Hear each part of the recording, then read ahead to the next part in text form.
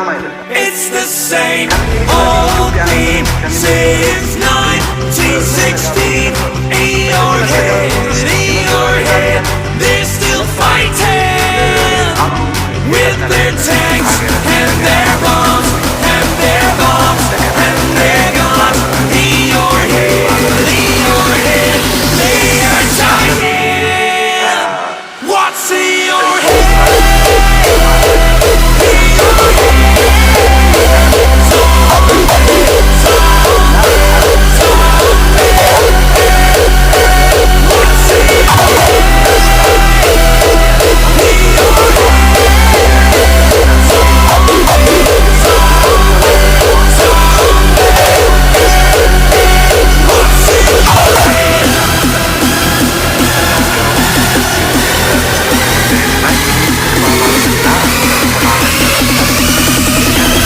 አንዱ ነው። ቅድም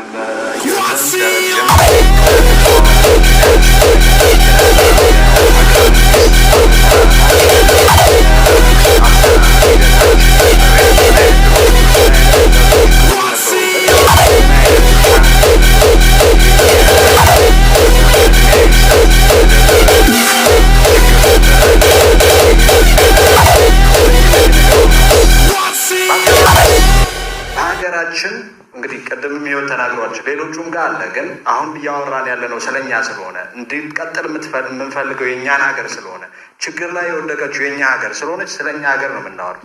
የመበዳደል ታሪክ አለ።